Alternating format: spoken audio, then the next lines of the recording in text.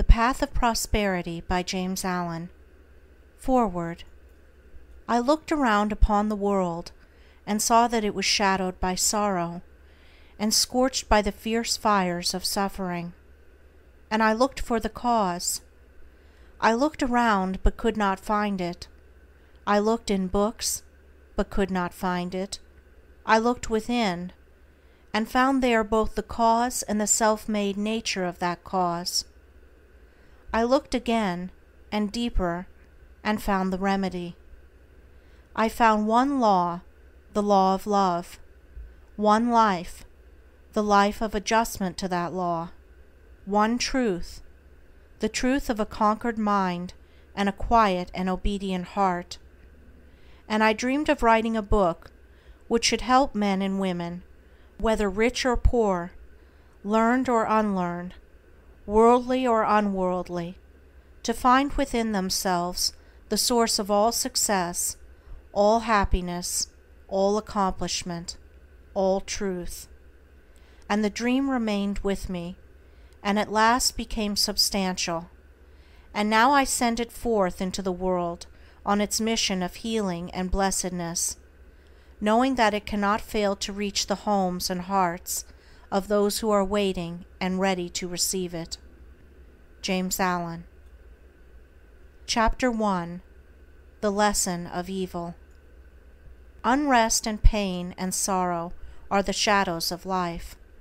There is no heart in all the world that has not felt the sting of pain, no mind that has not been tossed upon the dark waters of trouble, no eye that has not wept the hot blinding tears of unspeakable anguish.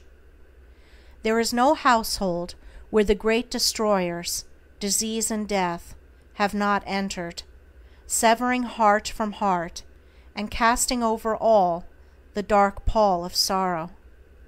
In the strong and apparently indestructible meshes of evil, all are more or less fast caught, and pain, unhappiness, and misfortune wait upon mankind. With the object of escaping, or in some way mitigating the overshadowing gloom, men and women rush blindly into innumerable devices, pathways by which they fondly hope to enter into a happiness which will not pass away. Such are the drunkard and the harlot, who revel in sensual excitements. Such is the exclusive aesthete, who shuts himself out from the sorrows of the world, and surrounds himself with enervating luxuries. Such is he who thirsts for wealth or fame, and subordinates all things to the achievement of that object. And such are they who seek consolation in the performance of religious rites. And to all the happiness sought seems to come, and the soul, for a time, is lulled into a sweet security and an intoxicating forgetfulness of the existence of evil. But the day of disease comes at last, or some great sorrow, temptation, or misfortune breaks suddenly in on the unfortified soul, and the fabric of its fancied happiness is torn to shreds. So over the head of every personal joy hangs the Damocletian sword of pain, ready at any moment to fall and crush the soul of him who is unprotected by knowledge. The child cries to be a man or woman. The man and woman sigh for the lost felicity of childhood. The poor man chafes under the chains of poverty by which he is bound, and the rich man often lives in the fear of poverty, or scours the world in search of an elusive shadow he calls happiness. Sometimes the soul feels that it has found a secure peace and happiness in adopting a certain religion, in embracing an intellectual philosophy, or in building up an intellectual or artistic ideal, but some overpowering temptation proves the religion to be inadequate or insufficient. The theoretical philosophy is found to be a useless prop, or in a moment the idealistic statue upon which the devotee has for years been laboring is shattered into fragments at his feet. Is there, then, no way of escape from pain and sorrow? Are there no means by which bonds of evil may be broken? Is permanent happiness, secure prosperity, and abiding peace a foolish dream? No, there is a way, and I speak it with gladness, by which evil can be slain forever. There is a process by which disease, poverty, or any adverse condition or circumstance can be put on one side, never to return. There is a method by which a permanent prosperity can be secured, free from all fear of the return of adversity, and there is a practice by which unbroken and unending peace and bliss can be partaken of and realized. And the beginning of the way which leads to this glorious realization is the acquirement of a right understanding of the nature of evil. It is not sufficient to deny or ignore evil, it must be understood. It is not enough to pray to God to remove the evil. You must find out why it is there, and what lesson it has for you. It is of no avail to fret and fume and chafe at the chains which bind you. You must know why and how you are bound. Therefore, reader, you must get outside yourself, and must begin to examine and understand yourself.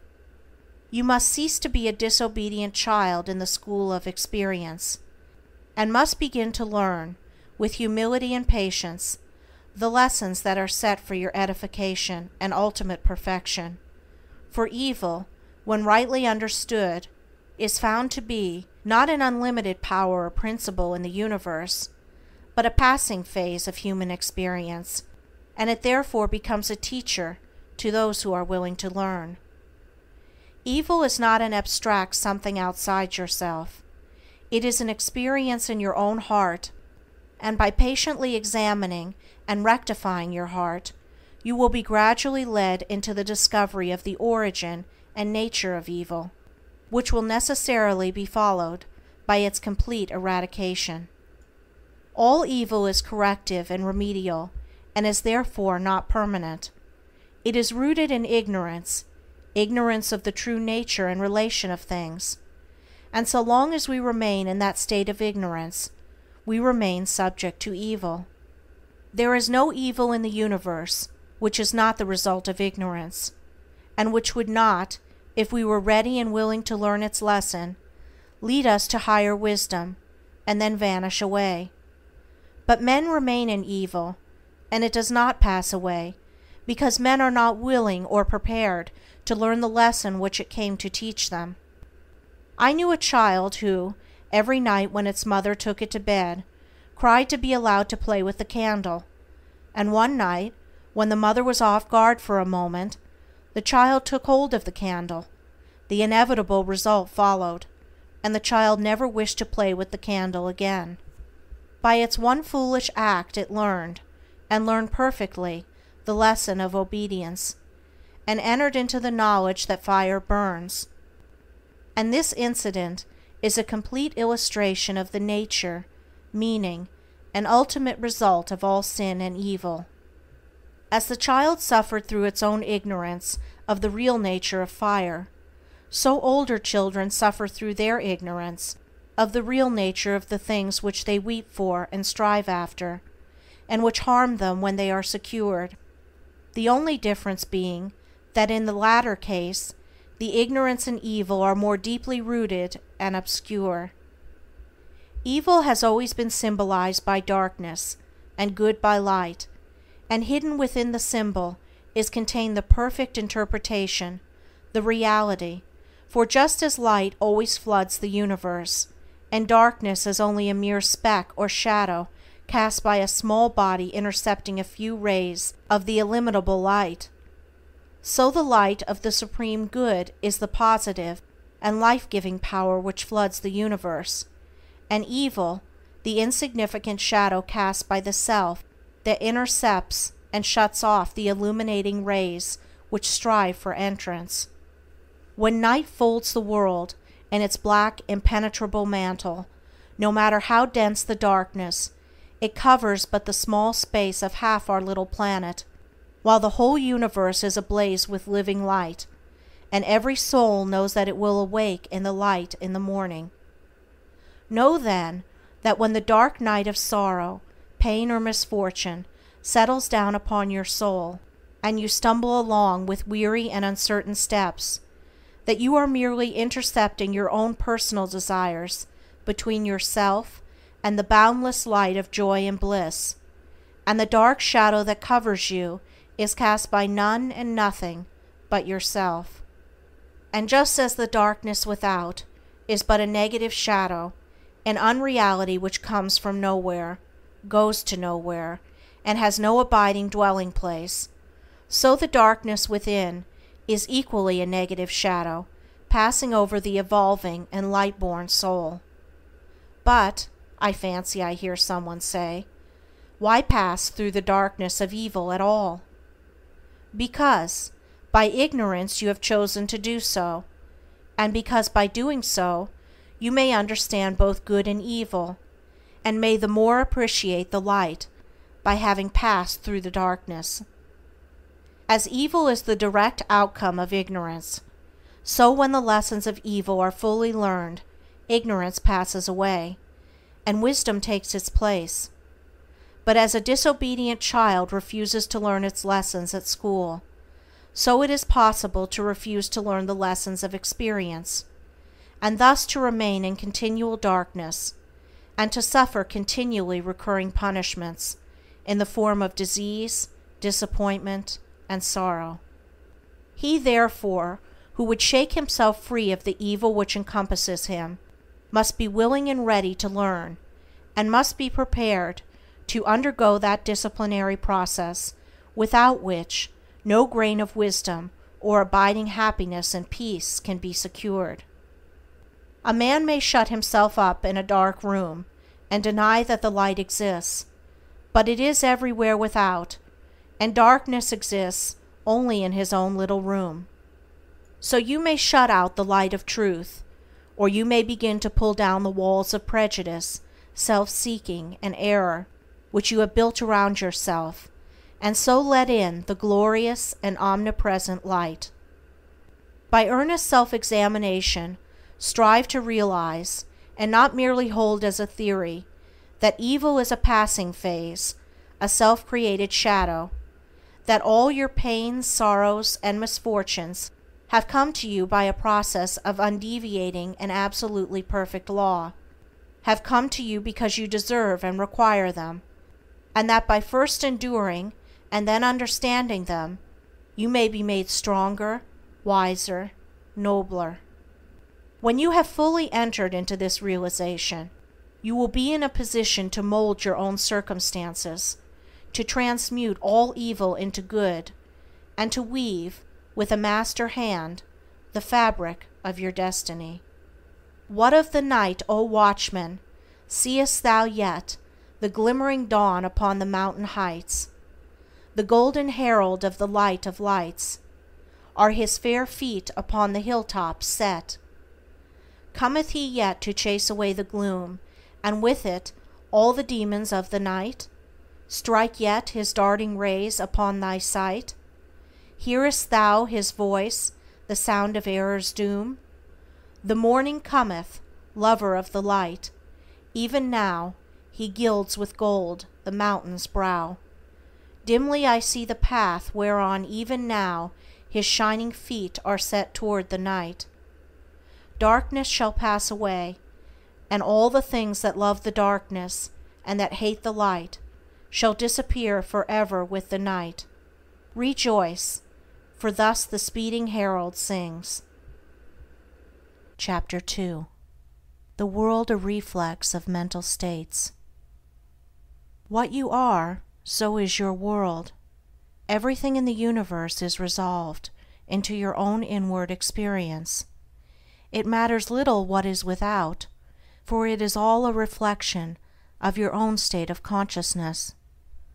It matters everything what you are within, for everything without will be mirrored and colored accordingly. All that you positively know is contained in your own experience. All that you will ever know must pass through the gateway of experience, and so become part of yourself. Your own thoughts, desires, and aspirations comprise your world, and to you, all that there is in the universe of beauty and joy and bliss, or of ugliness and sorrow and pain, is contained within yourself. By your own thoughts you make or mar your life, your world, your universe.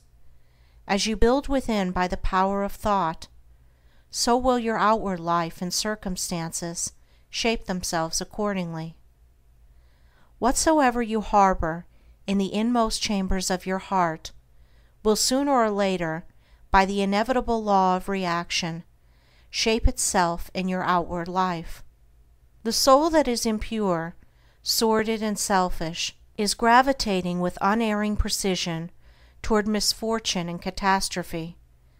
The soul that is pure, unselfish, and noble is gravitating with equal precision toward happiness and prosperity. Every soul attracts its own, and nothing can possibly come to it that does not belong to it. To realize this is to recognize the universality of divine law. The incidents of every human life, which both make and mar, are drawn to it by the quality and power of its own inner thought life. Every soul is a complex combination of gathered experiences and thoughts, and the body is but an improvised vehicle for its manifestation. What therefore your thoughts are, that is your real self, and the world around, both inanimate and inanimate, wears the aspect with which your thoughts clothe it. All that we are is the result of what we have thought. It is founded on our thoughts.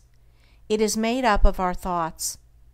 Thus said Buddha, and it therefore follows that if a man is happy, it is because he dwells in happy thoughts. If miserable, because he dwells in despondent and debilitating thoughts.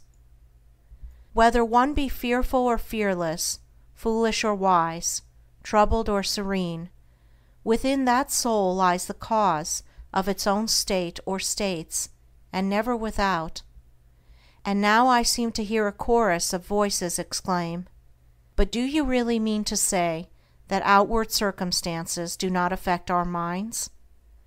I do not say that, but I say this, and know it to be an infallible truth, that circumstances can only affect you in so far as you allow them to do so.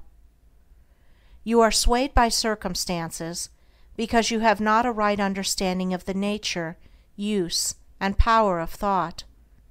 You believe, and upon this little word belief hang all our sorrows and joys, that outward things have the power to make or mar your life. By so doing you submit to those outward things, confess that you are their slave, and they are your unconditional master.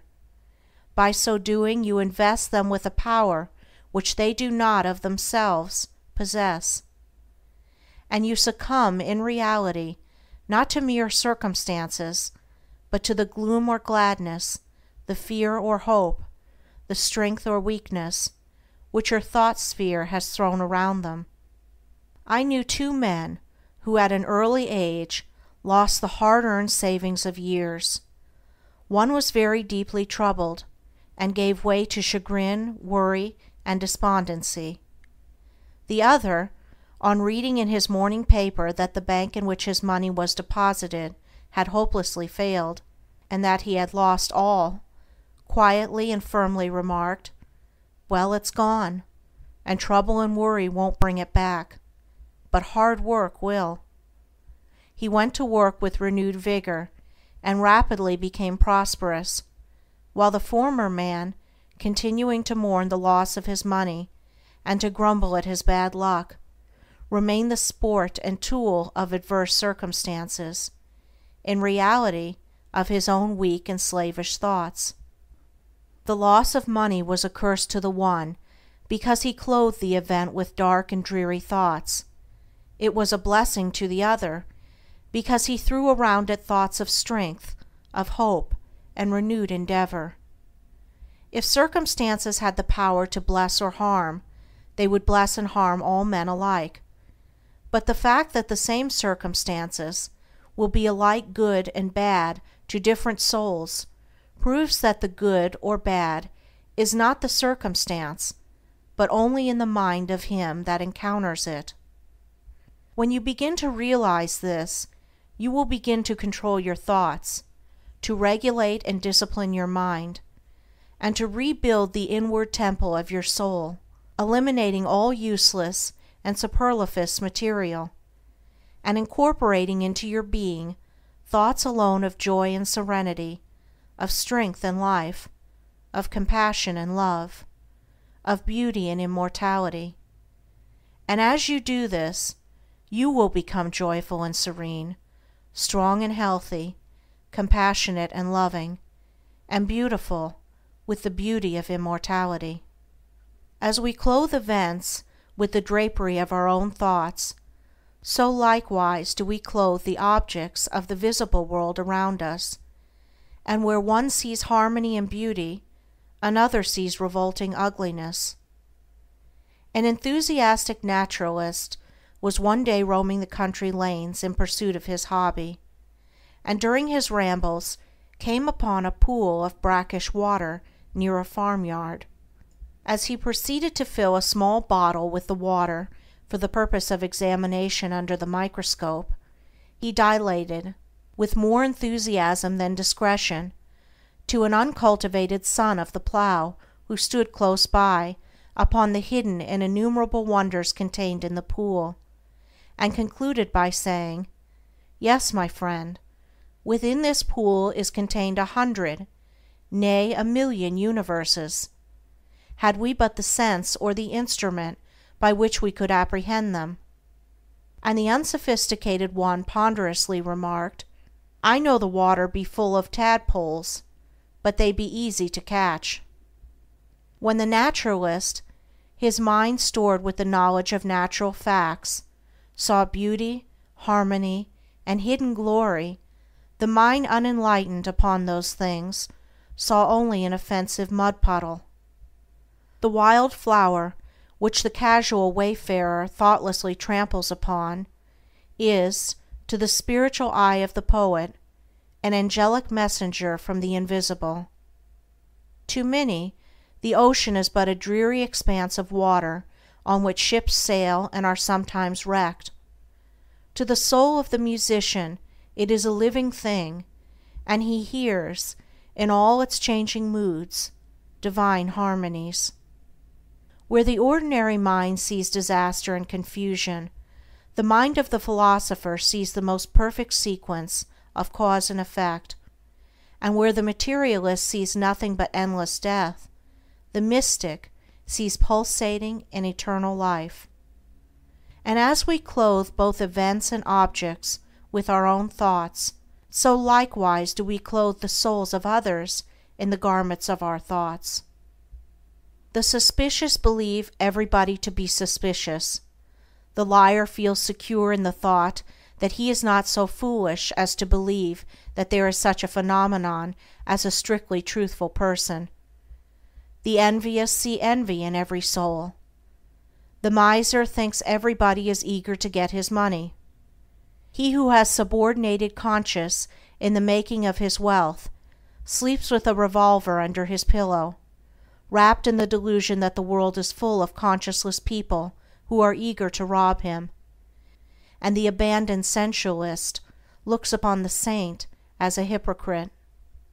On the other hand, those who dwell in loving thoughts see that all in which calls forth their love and sympathy, the trusting and honest are not troubled by suspicions, the good-natured and charitable, who rejoice at the good fortune of others, scarcely know what envy means, and he who has realized the divine within himself recognizes it in all beings, even in the beasts. And men and women are confirmed in their mental outlook because of the fact that by the law of cause and effect they attract to themselves that which they send forth, and so come in contact with people similar to themselves. The old adage, "Birds of a feather flock together," has a deeper significance than is generally attached to it. For in the thought world, as in the world of matter, each clings to its kind. Do you wish for kindness? Be kind. Do you ask for truth? Be true. What you give of yourself you find. Your world is a reflex of you. If you are one of those who are praying for and looking forward to a happier world beyond the grave, here is a message of gladness for you. You may enter into and realize that happy world now. It fills the whole universe, and it is within you, waiting for you to find, acknowledge, and possess, said one who knew the inner laws of being. When men shall go here or go there, go not after them. The kingdom of God is within you. What you have to do is believe this. Simply believe it, with a mind unshadowed by doubt, and then meditate upon it till you understand it. You will then begin to purify and to build your inner world, and as you proceed, passing from revelation to revelation, from realization to realization, you will discover the utter powerlessness of outward things beside the magic potency of a self-governed soul. If thou wouldest right the world, and banish all its evils and its woes, make its wild places bloom, and its drear deserts blossom as the rose, then right thyself. If thou wouldest turn the world from its long lone captivity in sin, restore all broken hearts, slay grief, and let sweet consolation in, turn thou thyself. If thou wouldest cure the world of its long sickness, end its grief and pain, bring in all healing joy, and give to the afflicted rest again, then cure thyself. If thou wouldest wake the world out of its dream of death and darkening strife, bring it to love and peace, and light and brightness of immortal life, wake thou thyself. Chapter 3. The Way Out of Undesirable Conditions.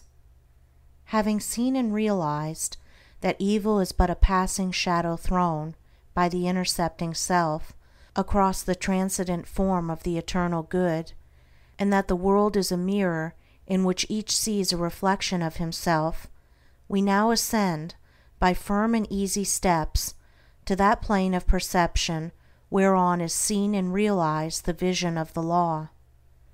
With this realization comes the knowledge that everything is included in a ceaseless interaction of cause and effect, and that nothing can possibly be divorced from law. From the most trivial thought, word, or act of man up to the groupings of celestial bodies, law reigns supreme. No arbitrary condition can, even for one moment, exist, for such a condition would be a denial and an annihilation of law.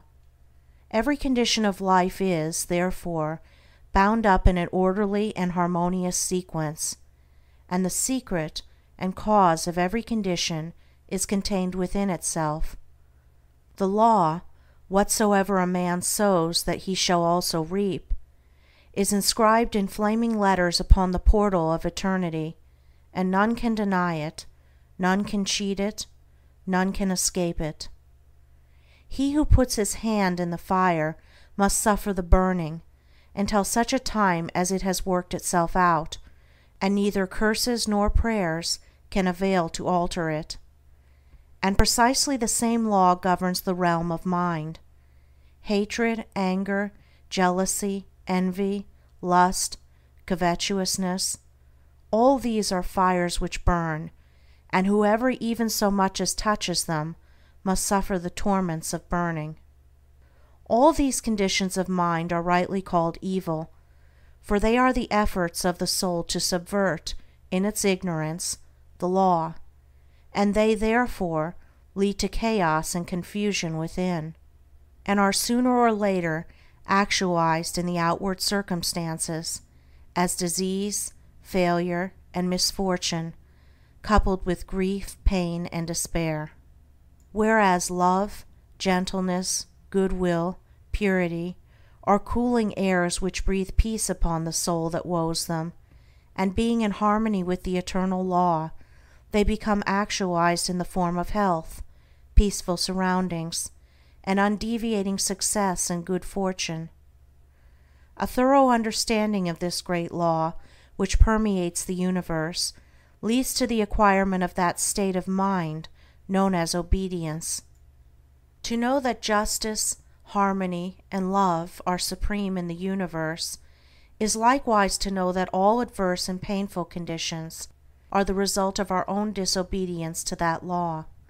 Such knowledge leads to strength and power, and it is upon such knowledge alone that a true life and an enduring success and happiness can be built. To be patient under all circumstances, and to accept all conditions as necessary factors in your training, is to rise superior to all painful conditions, and to overcome them with an overcoming which is sure, and which leaves no fear of their return, for by the power of obedience to law they are utterly slain. Such an obedient one is working in harmony with the law, has in fact identified himself with the law, and whatsoever he conquers forever. Whatsoever he builds can never be destroyed. The cause of all power, as of all weakness, is within. The secret of all happiness, as of all misery, is likewise within. There is no progress apart from unfoldment within, and no sure foothold of prosperity or peace except by the orderly advancement in knowledge. You say you are chained by circumstances.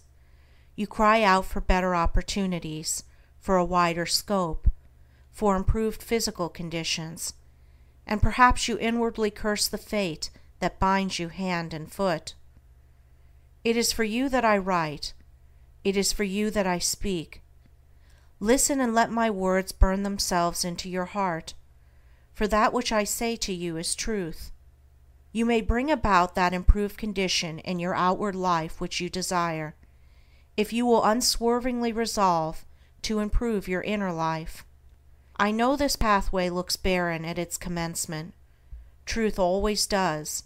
It is only error and delusion which are at first inviting and fascinating. But if you undertake to walk it, if you perseveringly discipline your mind, eradicating your weaknesses, and allowing your soul forces and spiritual powers to unfold themselves, you will be astonished at the magical changes which will be brought about in your outward life. As you proceed, golden opportunities will be strewn across your path, and the power and judgment to properly utilize them will spring up within you. Genial friends will come unbidden to you. Sympathetic souls will be drawn to you as the needle is to the magnet, and books and all outward aids that you require will come to you unsought. Perhaps the chains of poverty hang heavily upon you, and you are friendless and alone, and you long with an intense longing that your load may be lightened, but the load continues, and you seem to be enveloped in an ever-increasing darkness. Perhaps you complain, you bewail your lot, your birth, your parents, your employer, or the unjust powers who have bestowed upon you so undeservedly poverty and other, affluence and ease. Cease your complaining and fretting. None of these things which you blame are the cause of your poverty. The cause is within yourself, and where the cause is, there is the remedy. The very fact that you are a complainer shows that you deserve your lot, shows that you lack the faith which is the ground of all effort and progress. There is no room for a complainer in a universe of law, and worry is soul suicide.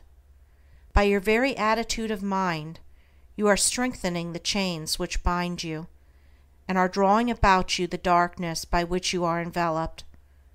Alter your outlook upon life, and your outward life will alter. Build yourself up in the faith and knowledge, and make yourself worthy of better surroundings and wider opportunities.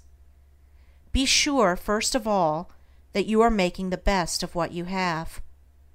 Do not delude yourself into supposing that you can step into greater advantages whilst overlooking smaller ones, for if you could, the advantage would be impermanent, and you would quickly fall back again in order to learn the lesson which you had neglected. As the child at school must master one standard before passing on to the next, so before you can have that greater good which you so desire, must you faithfully employ that which you already possess. The parable of the talents is a beautiful story illustrative of this truth, for does it not plainly show that if we misuse, neglect, or degrade that which we possess, be it ever so mean and insignificant, even that little will be taken from us, for by our conduct we show that we are unworthy of it. Perhaps you are living in a small cottage and are surrounded by unhealthy and vicious influences. You desire a larger and more sanitary residence. Then you must fit yourself for such a residence by first of all making your cottage as far as possible a little paradise. Keep it spotlessly clean. Make it look as pretty and sweet as your limited means will allow. Cook your plain food with all care, and arrange your humble table as tastefully as you possibly can. If you cannot afford a carpet, let your rooms be carpeted with smiles and welcomes, fastened down with the nails of kind words, driven in with the hammer of patience. Such a carpet will not fade in the sun, and constant use will never wear it away. So by ennobling your present surroundings you will rise above them, and above the need of them, and at the right time you will pass on into a better house and surroundings, which have all along been waiting for you, and which you have fitted yourself to occupy. Perhaps you desire more time for thought and effort, and feel that your hours of labor are too hard and long. Then see to it that you are utilizing to the fullest possible extent what little spare time you have. It is useless to desire more time if you are already wasting what little you have, for you would only grow more indolent and indifferent. Even poverty and lack of time and leisure are not the only evils that you imagine they are, and if they hinder you in your progress, it is because you have clothed them in your own weaknesses, and the evil that you see them in is really in yourself. Endeavor to fully and completely realize that in so far as you shape and mold your mind, you are the maker of your destiny, and as, by the transmuting power of self-discipline, you realize this more and more, you will come to see that these so-called evils may be converted into blessings. You will then utilize your poverty for the cultivation of patience, hope, and courage, and your lack of time in the gaining of promptness of action and decision of mind, by seizing the precious moments as they present themselves for your acceptance. As in the rankest soil the most beautiful flowers are grown, so in the dark soil of poverty the choicest flowers of humanity have developed and bloomed. Where there are difficulties to cope with, and unsatisfactory conditions to overcome, there virtue most flourishes and manifests its glory. It may be that you are in the employ of a tyrannous master or mistress, and you feel that you are harshly treated. Look upon this also as necessary to your training. Return your employer's unkindness with gentleness and forgiveness. Practice unceasingly patience and self-control. Turn the disadvantage to account by utilizing it for the gain of mental and spiritual strength, and by your silent example and influence, you will thus be teaching your employer, will be helping him to grow ashamed of his conduct, and will, at the same time, be lifting yourself up to that height of spiritual attainment by which you will be enabled to step into new and more congenial surroundings, at the time when they are presented to you. Do not complain that you are a slave, but lift yourself up, by noble conduct, above the plane of slavery. Before complaining that you are a slave to another, be sure that you are not a slave to self. Look within, look searchingly, and have no mercy upon yourself. You will find there, perchance, slavish thoughts, slavish desires, and in your daily life and conduct, slavish habits. Conquer these, cease to be a slave to self, and no man will have the power to enslave you. As you overcome self, you will overcome all adverse conditions, and every difficulty will fall before you. Do not complain that you are oppressed by the rich. Are you sure that if you gain these riches, you would not be an oppressor yourself? Remember that there is the eternal law, which is absolutely just, and that he who oppresses today must himself be oppressed tomorrow, and from this there is no way of escape. And perhaps you, yesterday, in some former existence, were rich and an oppressor, and that you are now merely paying off the debt which you owe to the great law. Practice, therefore, fortitude and faith. Dwell constantly in the mind upon the eternal justice, the eternal good. Endeavor to lift yourself above the personal and the transitory into the impersonal and permanent. Shake off the delusion that you are being injured or oppressed by another, and try to realize, by a profounder comprehension of your inner life and the laws which govern that life, that you are only really injured by what is within you. There is no practice more degrading, debasing, and soul-destroying than that of self-pity. Cast it out from you. While such a canker is feeding upon your heart, you can never expect to grow into a fuller life. Cease from the condemnation of others, and begin to condemn yourself. Condone none of your acts, desires, or thoughts that will not bear comparison with spotless purity, or endure the light of sinless good. By so doing you will be building your house upon the rock of the eternal, and all that is required for your happiness and well-being will come to you in its own time. There is positively no way of permanently rising above poverty or any undesirable condition, except by eradicating those selfish and negative conditions within, of which these are the reflection, and by virtue of which they continue. The way to true riches is to enrich the soul by the acquisition of virtue. Outside of real heart virtue, there is neither prosperity nor power, but only the appearances of these. I am aware that men make money who have acquired no measure of virtue, and have little desire to do so, but such money does not constitute true riches, and its possession is transitory and feverish. Here is David's testimony: For I was envious at the foolish when I saw the prosperity of the wicked.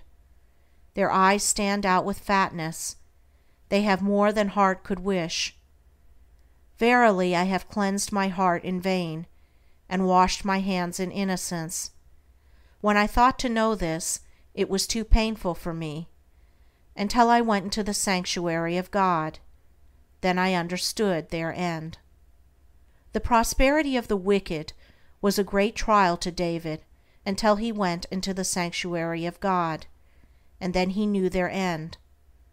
You likewise may go into that sanctuary. It is within you. It is that state of consciousness which remains when all that is sordid and personal and impermanent is risen above, and universal and eternal principles are realized. That is the God state of consciousness.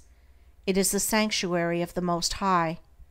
When by long strife and self-discipline you have succeeded in entering the door of that holy temple, you will perceive, with unobstructed vision, the end and fruit of all human thought and endeavor, both good and evil.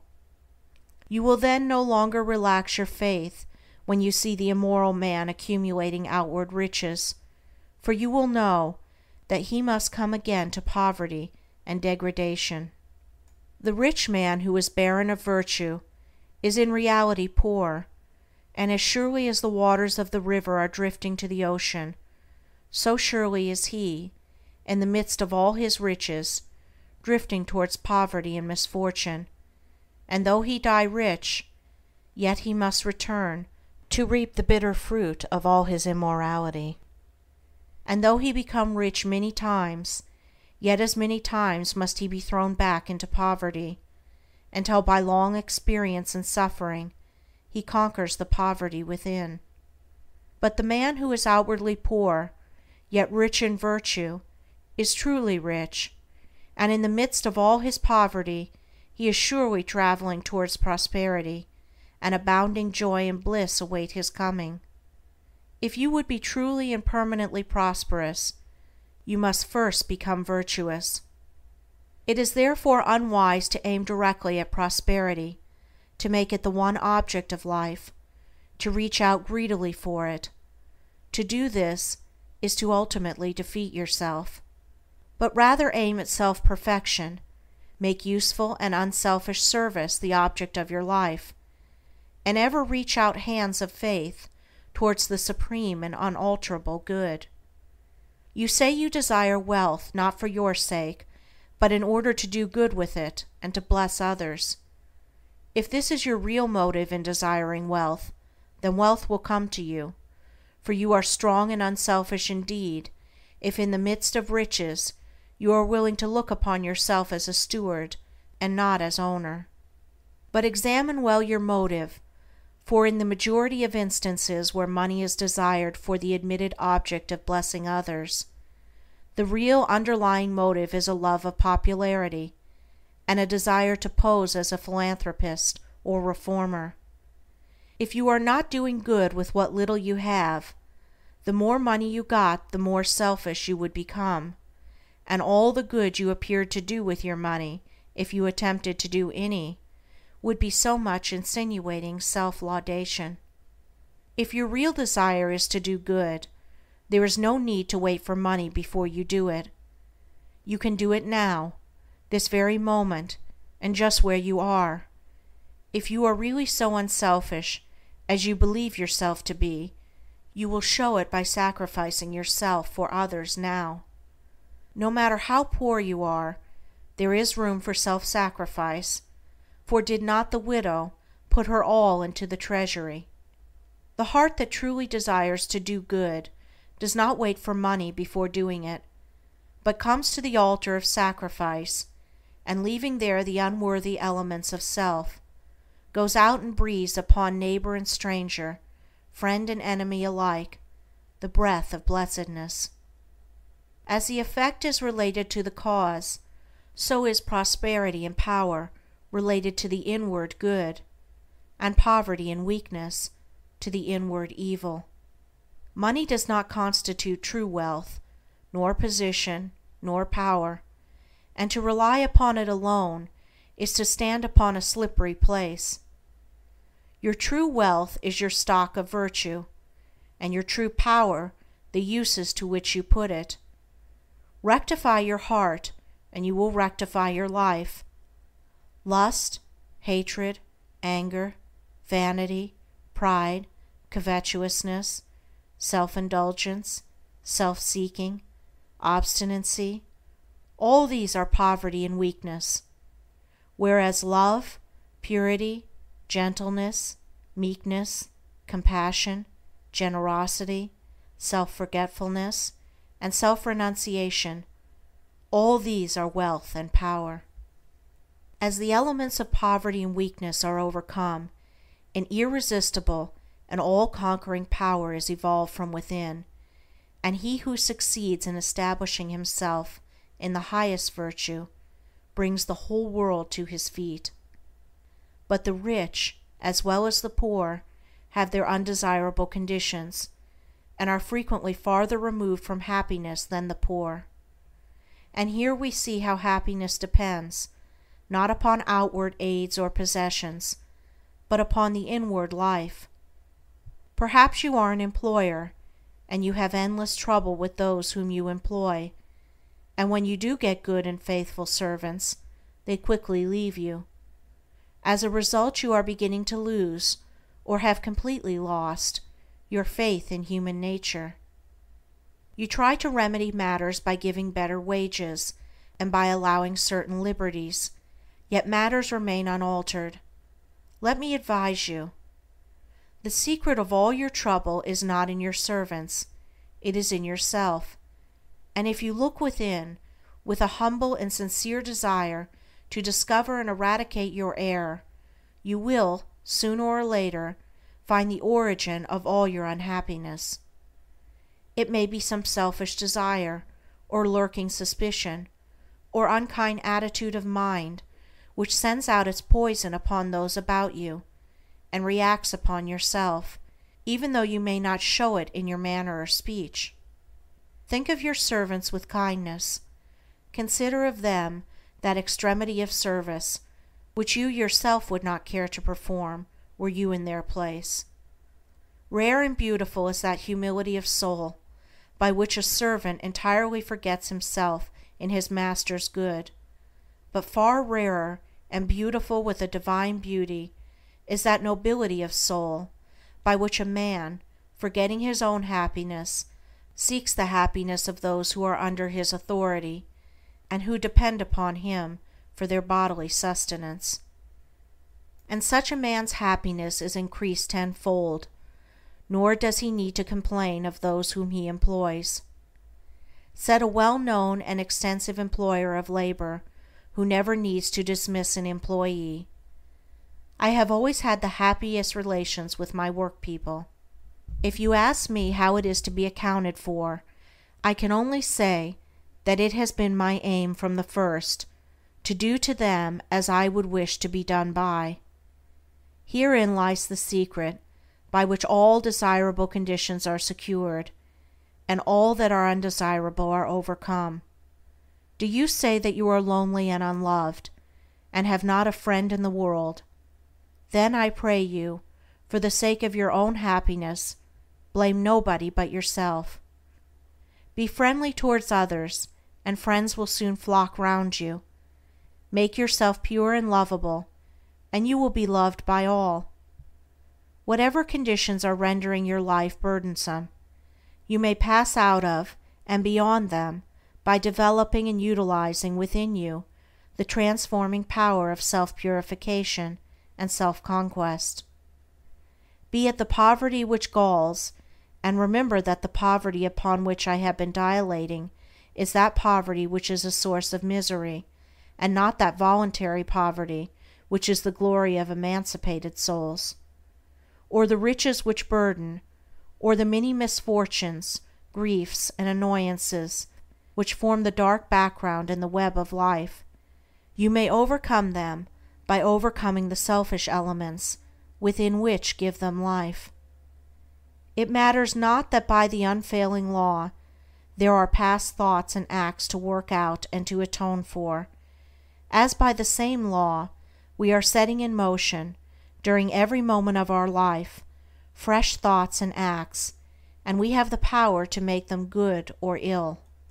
Nor does it follow that if a man, reaping what he has sown, must lose money or forfeit position, that he must also lose his fortitude or forfeit his uprightness, and it is in these that his wealth and power and happiness are to be found. He who clings to self is his own enemy and is surrounded by enemies. He who relinquishes self is his own savior and is surrounded by friends like a protecting belt. Before the divine radiance of a pure heart, all darkness vanishes and all clouds melt away, and he who has conquered self has conquered the universe. Come then out of your poverty, come out of your pain, come out of your troubles and sighings and complainings and heartaches and loneliness by coming out of yourself. Let the old tattered garment of your petty selfishness fall from you, and put on the new garment of universal love. You will then realize the inward heaven, and it will be reflected in all your outward life. He who sets his foot firmly upon the path of self-conquest, who walks, aided by the staff of faith, the highway of self-sacrifice, will assuredly achieve the highest prosperity, and will reap abounding and enduring joy and bliss. To them that seek the highest good, all things subserve the wisest ends. Naught comes as ill, and wisdom lends wings to all shapes of evil brood. The darkening sorrow veils a star that waits to shine with gladsome light. Hell waits on heaven, and after night comes golden glory from afar. Defeats are steps by which we climb with purer aim to nobler ends. Loss leads to gain, and joy attends true footsteps up the hills of time. Pain leads to paths of holy bliss, to thoughts and words and deeds divine, and clouds that gloom and rays that shine along life's upward highway kiss. Misfortune does not but cloud the way whose end and summit in the sky of bright success, sun-kissed and high, awaits our seeking and our stay. The heavy pall of doubts and fears that clouds the valley of our hopes, the shades with which the spirit copes, the bitter harvesting of tears. The heartaches, miseries, and griefs, the bruisings born of broken ties, all these are steps by which we rise to living ways of sound beliefs. Love, pitying, watchful, runs to meet the pilgrim from the land of fate. All glory and all good await the coming of obedient feet. Chapter 4. The silent power of thought, controlling and directing one's forces. The most powerful forces in the universe are the silent forces, and in accordance with the intensity of its power does a force become beneficent when rightly directed, and destructive when wrongly employed. This is a common knowledge in regard to the mechanical forces, such as steam, electricity, etc., but few have yet learned to apply this knowledge to the realm of mind, where the thought forces, most powerful of all, are continually being generated and sent forth as currents of salvation or destruction. At this stage of his evolution, man has entered into the possession of these forces, and the whole trend of his present advancement is their complete subjugation. All the wisdom possible to man on this material earth is to be found only in complete self-mastery, and the command, "Love your enemies," resolves itself into an exaltation to enter here and now into the possession of that sublime wisdom by taking hold of, mastering and transmuting those mind forces to which man is now slavishly subject, and by which he is helplessly borne, like a straw on the stream, upon the currents of selfishness. The Hebrew prophets, with their perfect knowledge of the supreme law, always related outward events to inward thought, and associated national disaster or success with the thoughts and desires that dominated the nation at the time. The knowledge of the causal power of thought is the basis of all their prophecies, as it is the basis of all real wisdom and power. National events are simply the working out of the psychic forces of the nation. Wars, plagues, and famines are the meeting and clashing of wrongly directed thought forces, the culminating points at which destruction steps in as the agent of the law. It is foolish to ascribe war to the influence of one man or to one body of men. It is the crowning horror of national selfishness. It is the silent and conquering thought forces which bring all things into manifestation. The universe grew out of thought. Matter, in its last analysis, is found to be merely objectivized thought. All men's accomplishments were first wrought out in thought, and then objectivized.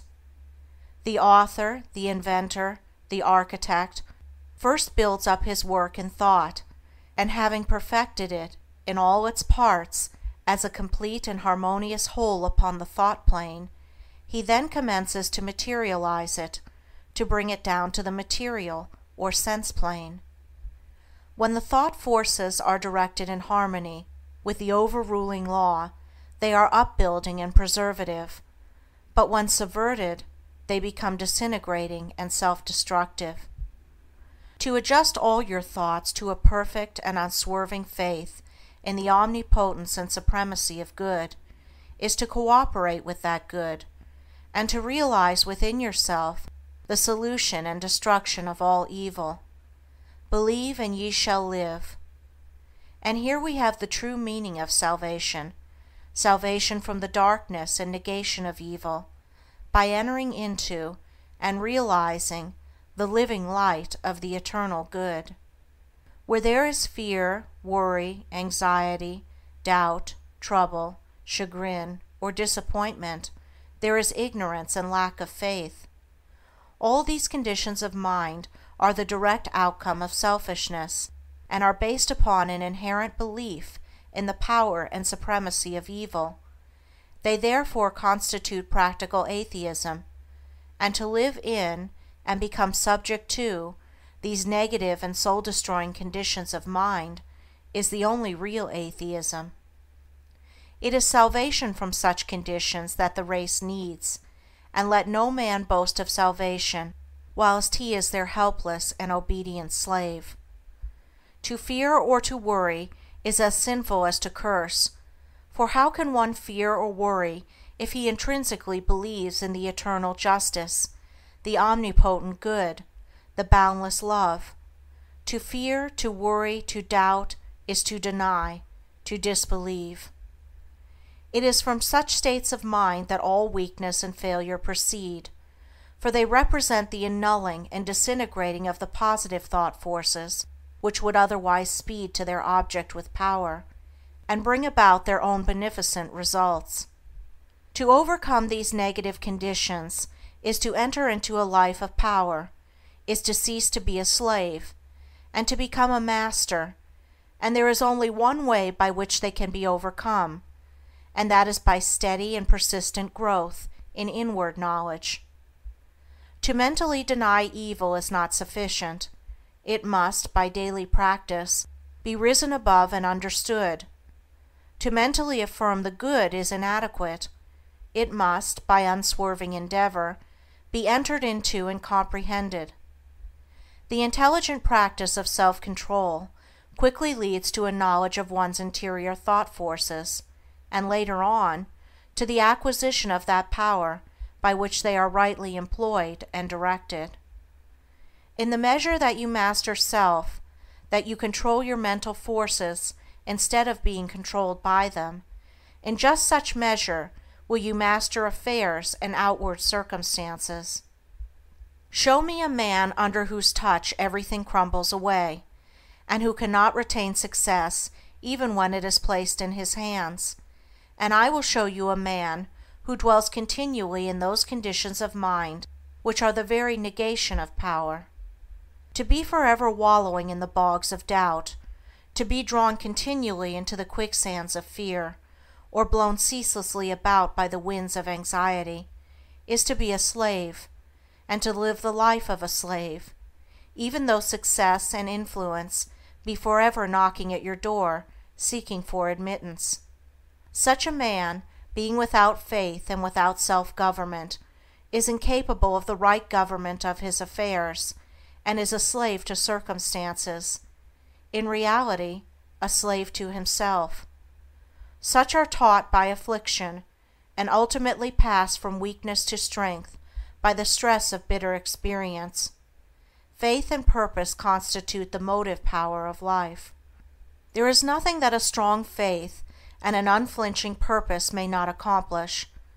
By the daily exercise of silent faith, the thought forces are gathered together, and by the daily strengthening of silent purpose, those forces are directed toward the object of accomplishment.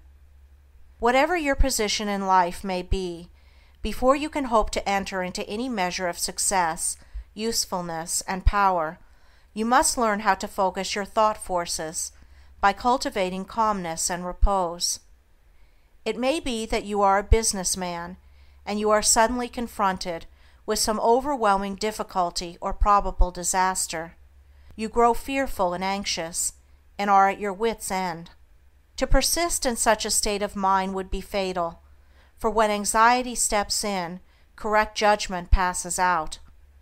Now if you will take advantage of a quiet hour or two in the early morning or at night, and go away to some solitary spot, or to some room in your house where you know you will be absolutely free from intrusion, and having seated yourself in an easy attitude, you forcibly direct your mind right away from the subject of anxiety, by dwelling upon something in your life that is pleasing and bliss-giving.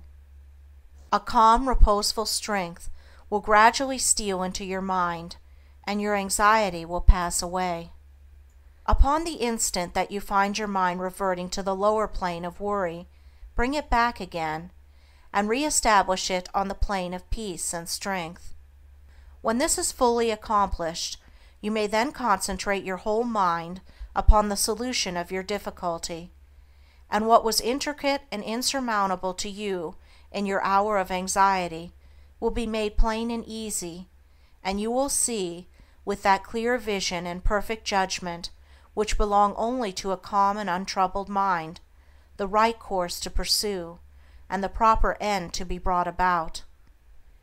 It may be that you will have to try day after day before you will be able to perfectly calm your mind, but if you persevere, you will certainly accomplish it, and the course which is presented to you in that hour of calmness must be carried out. Doubtless, when you are again involved in the business of the day, and worries again creep in and begin to dominate you, you will begin to think that the course is a wrong or foolish one, but do not heed such suggestions. Be guided absolutely and entirely by the vision of calmness, and not by the shadows of anxiety. The hour of calmness is the hour of illumination and correct judgment. By such a course of mental discipline, the scattered thought forces are reunited and directed, like the rays of the searchlight, upon the problem at issue, with the result that it gives way before them. There is no difficulty, however great, but will yield before a calm and powerful concentration of thought, and no legitimate object but may be speedily actualized by the intelligent use and direction of one's soul forces. Not until you have gone deeply and searchingly into your inner nature and have overcome many enemies that lurk there, can you have any approximate conception of the subtle power of thought, of its inseparable relation to outward and material things, or of its magical potency, when rightly poised and directed, in readjusting and transforming the life conditions. Every thought you think is a force sent out, and in accordance with its nature and intensity, will go out to seek a lodgment in minds receptive to it, and will react upon yourself for good or evil. There is ceaseless reciprocity between mind, and a continual interchange of thought forces. Selfish and disturbing thoughts are so many malignant and destructive forces, messengers of evil, sent out to stimulate and augment the evil in other minds, which in turn send them back upon you with added power. While thoughts that are calm, pure, and unselfish are so many angelic messengers sent out into the world with health, healing, and blessedness upon their wings, counteracting the evil forces, pouring the oil of joy upon the troubled waters of anxiety and sorrow, and restoring to broken hearts their heritage of immortality. Think good thoughts, and they will quickly become actualized in your outward life in the form of good conditions. Control your soul forces, and you will be able to shape your outward life as you will. The difference between a savior and a sinner is this, that the one has a perfect control of all the forces within him, the other is dominated and controlled by them. There is absolutely no other way to true power and abiding peace but by self-control, self-government, self-purification. To be at the mercy of your disposition is to be impotent, unhappy, and of little real use in the world. The conquest of your petty likes and dislikes, your capricious loves and hates, your fits of anger, suspicion, jealousy, and all the changing moods to which you are more or less helplessly subject. This is the task you have before you, if you would weave into the web of life the golden threads of happiness and prosperity. In so far as you are enslaved by the changing moods within you, you will need to depend upon others and upon outward aids as you walk through life. If you would walk firmly and securely, and would accomplish any achievement, you must learn to rise above and control all such disturbing and retarding vibrations. You must daily practice the habit of putting your mind at rest, going into the silence, as it is commonly called. This is a method of replacing a troubled thought with one of peace, a thought of weakness with one of strength. Until you succeed in doing this, you cannot hope to direct your mental forces upon the problems and pursuits of life with any appreciable measure of success. It is a process of diverting one's scattered forces into one powerful channel. Just as a useless marsh may be converted into a field of corn or a fruitful garden by draining and directing the scattered and harmful streams into one well-cut channel, so he who acquires calmness and subdues and directs the thought currents within himself saves his soul and fructifies his heart and life. As you succeed in gaining mastery over your impulses and thoughts, you will begin to feel, growing up within you, a new and silent power, and a settled feeling of composure and strength will remain within you. Your latent powers will begin to unfold themselves, and whereas formerly your efforts were weak and ineffectual, you will now be able to work with that calm confidence which commands success. And along with this new power and strength, there will be awakened within you that interior illumination known as intuition, and you will walk no longer in darkness and speculation, but in light and certainty. With the development of this soul vision, judgment and mental penetration will be incalculably increased, and there will evolve within you that prophetic vision by the aid of which you will be able to sense coming events, and to forecast, with remarkable accuracy, the result of your efforts. And in just the measure that you alter from within will your outlook upon life alter, and as you alter your mental attitude towards others, they will alter in their attitude and conduct towards you. As you rise above the lower, debilitating, and destructive thought forces, you will come in contact with the positive, strengthening, and upbuilding currents generated by strong, pure, and noble minds. Your happiness will be immeasurably intensified, and you will begin to realize the joy, strength, and power which are born only of self-mastery. And this joy, strength, and power will be continually radiating from you, and without any effort on your part. Nay, though you are utterly unconscious of it, strong people will be drawn towards you, influence will be put into your hands, and in accordance with your altered thought world will outward events shape themselves. A man's foes are they of his own household, and he who would be useful, strong, and happy must cease to be a passive receptacle for the negative, beggarly, and impure streams of thought, and as a wise householder commands his servants and invites his guests, so must he learn to command his desires, and to say, with authority, what thoughts he shall admit into the mansion of his soul. Even a very partial success in self-mastery adds greatly to one's power, and he who succeeds in perfecting this divine accomplishment enters into possession of undreamed-of wisdom and inward strength and peace, and realizes that all the forces of the universe aid and protect his footsteps, who is master of his soul. Would you scale the highest heaven? Would you pierce the lowest hell? Live in dreams of constant beauty, or in basest thinkings dwell? For your thoughts are heaven above you, and your thoughts are hell below. Bliss is not except in thinking, torment not but thought can know. Worlds would vanish but for thinking, glory is not but in dreams, and the drama of the ages from the thought eternal streams. Dignity and shame and sorrow, pain and anguish, love and hate, are but maskings of the mighty pulsing thought that governs fate. As the colors of the rainbow makes the one uncolored beam, so the universal changes make the one eternal dream. And the dream is all within you, and the dreamer waiteth long for the morning to awaken him to the living thought and strong, that shall make the ideal real, make to vanish dreams of hell, in the highest holiest heaven where the pure and perfect dwell. Evil is the thought that thinks it, good the thought that makes it so. Light and darkness, sin and pureness, likewise out of thinking grow. Dwell in thought upon the grandest, and the grandest you shall see.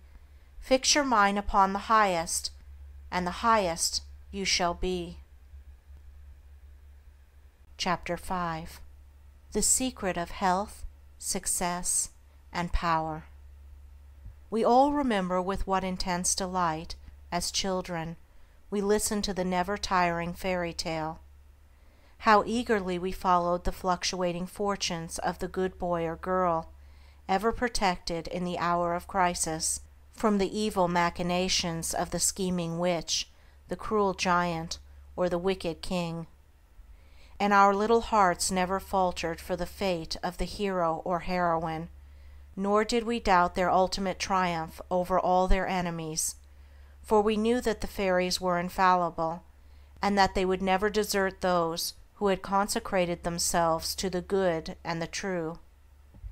And what unspeakable joy pulsated within us when the fairy queen, bringing all her magic to bear at the critical moment, scattered all the darkness and trouble, and granted them the complete satisfaction of all their hopes, and they were happily ever after. With the accumulating years and an ever-increasing intimacy with the so-called realities of life, our beautiful fairy world became obliterated, and its wonderful inhabitants were relegated, in the archives of memory, to the shadowy and unreal. And we thought we were wise and strong in thus leaving forever the land of childish dreams, but as we re-become little children in the wondrous world of wisdom, we shall return again to the inspiring dreams of childhood, and find that they are, after all, realities.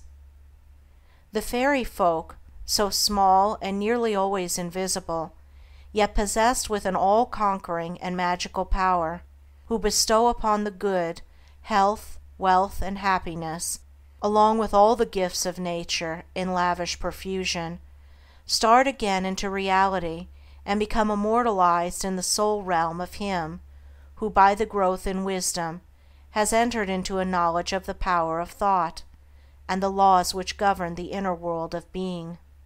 To him the fairies live again as thought people, thought messengers, thought powers working in harmony with the overruling good.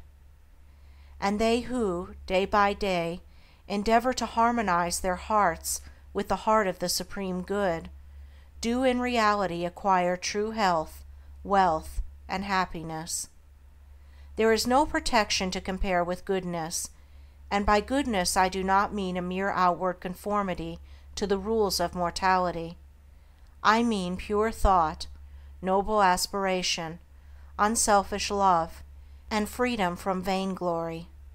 To dwell continually in good thoughts is to throw around oneself a psychic atmosphere of sweetness and power, which leaves its impress upon all who come in contact with it. As the rising sun puts to rout the helpless shadows, so are all the impotent forces of evil put to flight by the searching rays of positive thought, which shine forth from a heart made strong in purity and faith. Where there is sterling faith and uncompromising purity, there is health, there is success, there is power. In such a one, disease, failure, and disaster can find no lodgment, for there is nothing on which they can feed. Even physical conditions are largely determined by mental states, and to this truth the scientific world is rapidly being drawn. The old materialistic belief that a man is what his body makes him is rapidly passing away, and is being replaced by the inspiring belief that man is superior to his body, and that his body is what he makes it by the power of thought. Men everywhere are ceasing to believe that a man is despairing because he is dyspeptic, and are coming to understand that he is dyspeptic because he is despairing, and in the near future the fact that all disease has its origin in the mind will become common knowledge. There is no evil in the universe but has its root and origin in the mind, and sin, sickness, sorrow, and affliction do not in reality belong to the universal order, are not inherent in the nature of things, but are the direct outcome of our ignorance of the right relation of things. According to tradition, there once lived, in India, a school of philosophers who led a life of such absolute purity and simplicity that they commonly reached the age of 150 years, and to fall sick was looked upon by them as an unpardonable disgrace, for it was considered to indicate a violation of law. The sooner we realize and acknowledge that sickness, far from being the arbitrary visitation of an offended God, or the test of an unwise providence, is the result of our own error or sin, the sooner we shall enter upon the highway of health. Disease comes to those who attract it, to those whose minds and bodies are receptive to it, and flees from those whose strong, pure, and positive thought sphere generates healing and life-giving currents.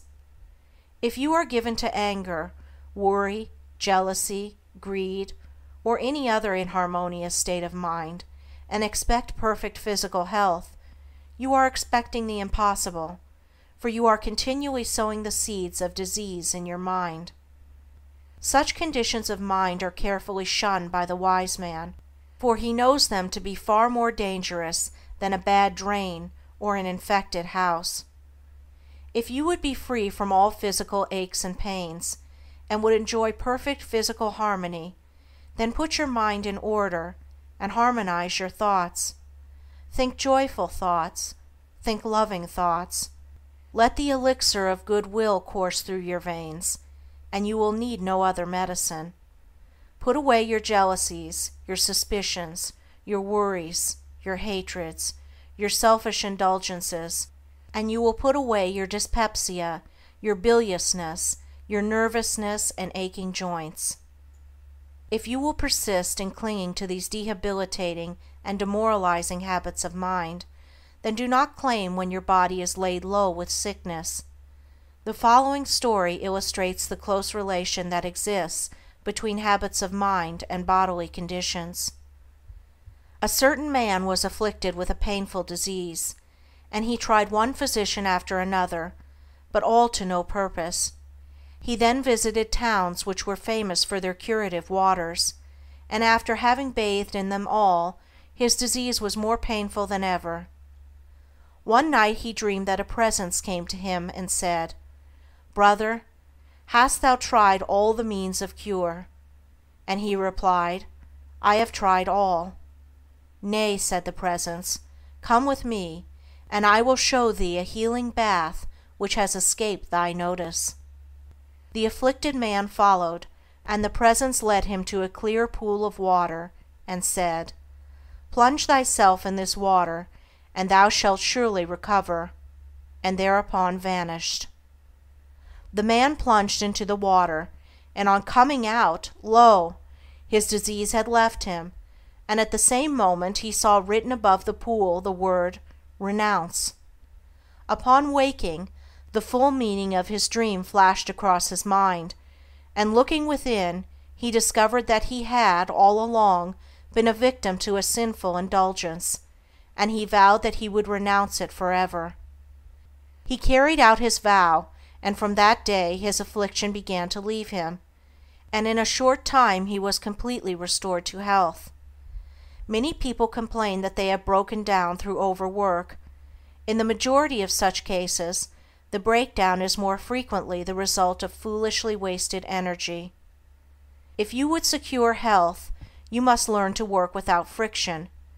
To become anxious or excited, or to worry over needless details, is to invite a breakdown. Work, whether of brain or body, is beneficial and health-giving, and the man who can work with a steady and calm persistency, freed from all anxiety and worry, and with his mind utterly oblivious to all but the work he has in hand, will not only accomplish far more than the man who is always hurried and anxious, but he will retain his health, a boon which the other quickly forfeits. True health and true success go together, for they are inseparably intertwined in the thought realm. As mental harmony produces bodily health, so it also leads to a harmonious sequence in the actual working out of one's plans. Order your thoughts and you will order your life. Pour the oil of tranquility upon the turbulent waters of the passions and prejudices, and the tempests of misfortune, howsoever they may threaten, will be powerless to wreck the bark of your soul as it threads its way across the ocean of life. And if that bark be piloted by a cheerful and never-failing faith, its course will be doubly sure, and many perils will pass it by which would otherwise attack it.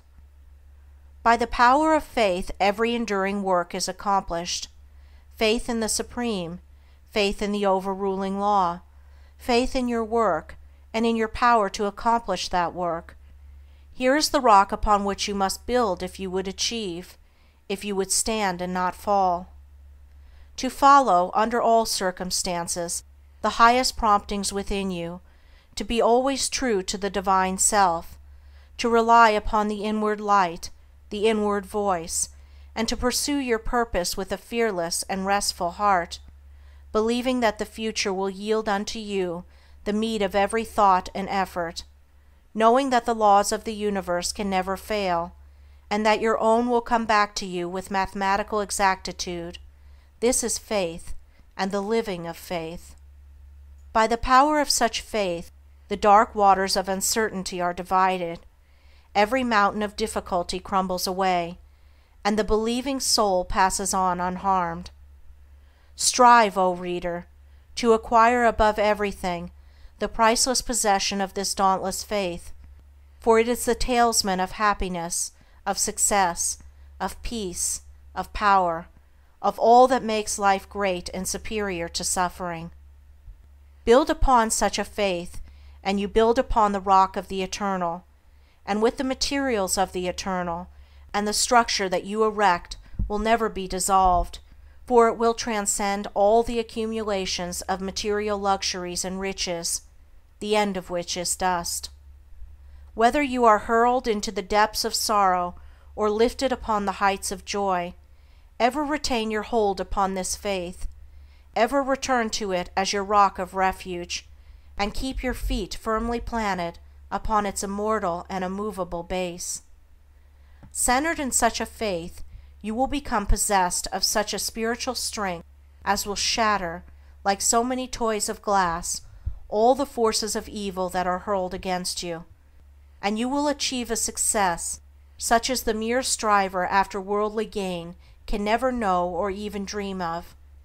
If ye have faith, and doubt not, ye shall not only do this, but if ye shall say unto this mountain, Be thou removed, and be thou cast into the sea, it shall be done.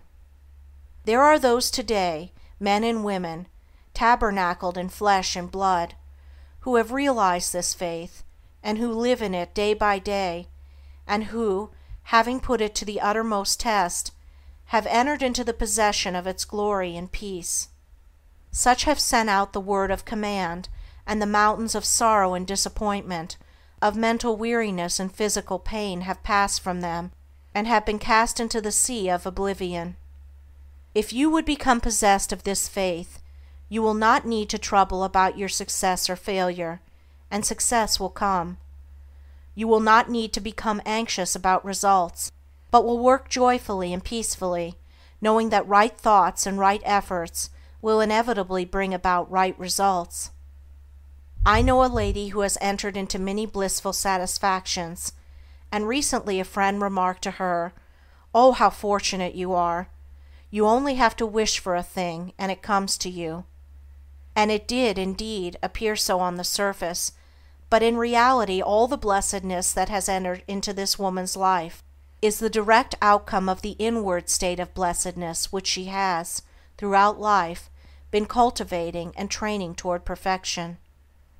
Mere wishing brings nothing but disappointment. It is living that tells.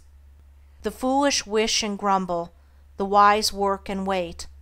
And this woman had worked without and within, but especially within, upon heart and soul, and with the invisible hands of the Spirit she had built up, with the precious stones of faith, hope, joy, devotion, and love, a fair temple of light, whose glorifying radiance was ever round about her.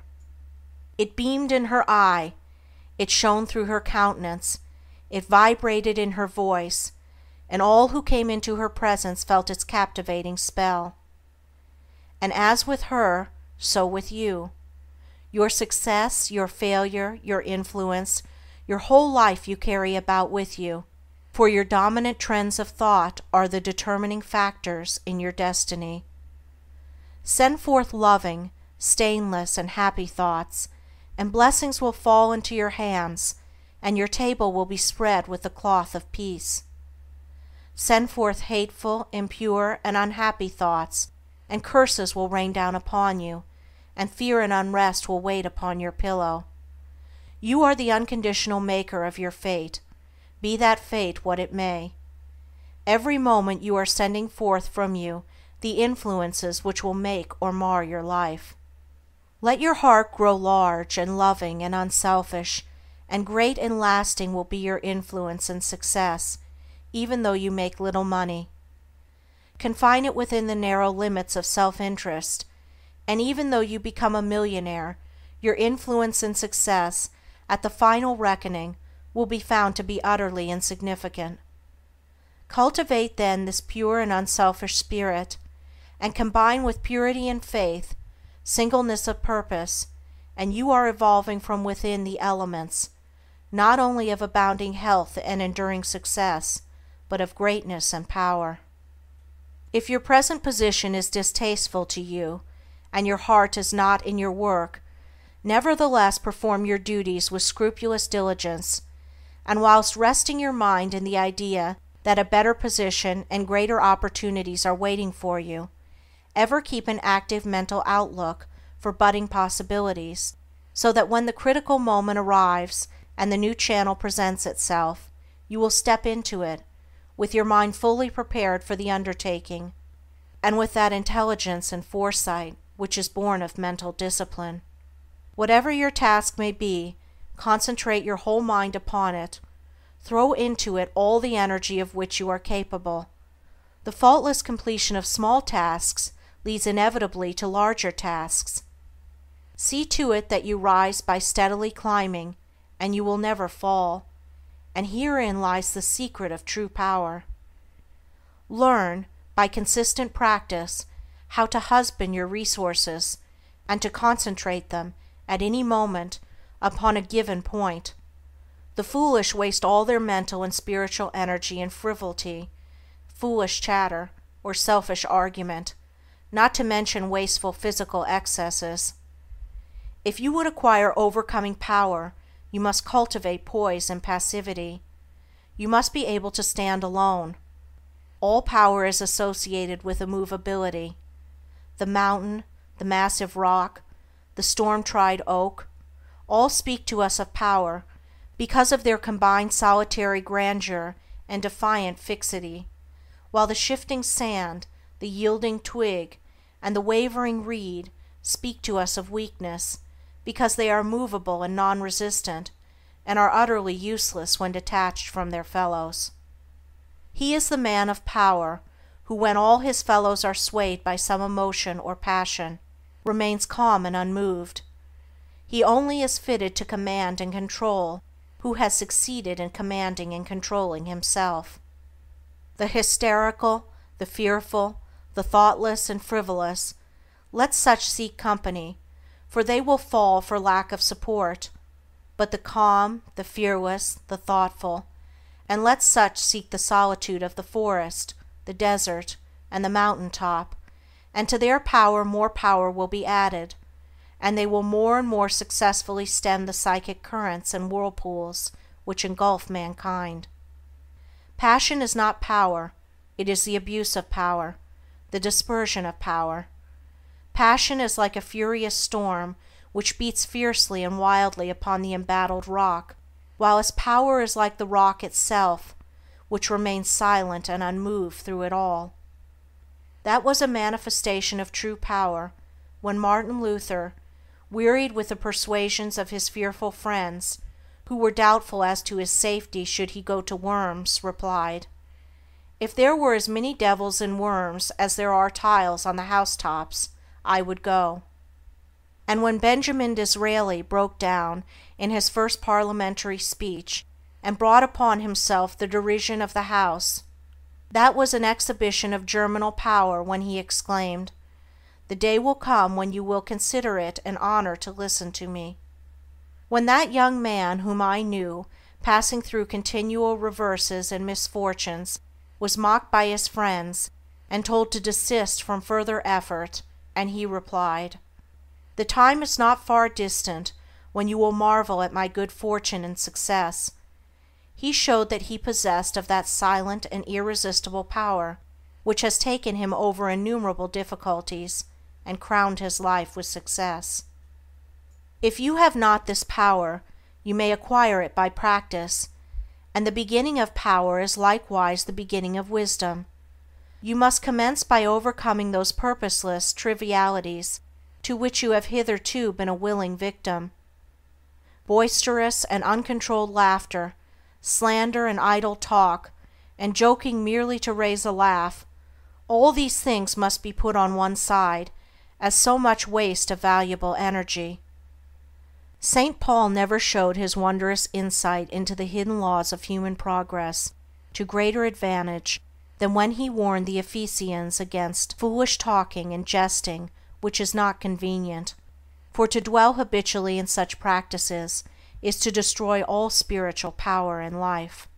As you succeed in rendering yourself impervious to such mental dissipations, you will begin to understand what true power is, and you will then commence to grapple with the more powerful desires and appetites which hold your soul in bondage, and bar the way to power, and your further progress will then be made clear. Above all, be of single aim, have a legitimate and useful purpose, and devote yourself unreservedly to it. Let nothing draw you aside. Remember that the double-minded man is unstable in all his ways. Be eager to learn, but slow to beg. Have a thorough understanding of your work, and let it be your own, and as you proceed, ever following the inward guide, the infallible voice, you will pass on from victory to victory, and will rise step by step to higher resting places, and your ever-broadening outlook will gradually reveal to you the essential beauty and purpose of life. Self-purified, health will be yours. Faith protected, success will be yours.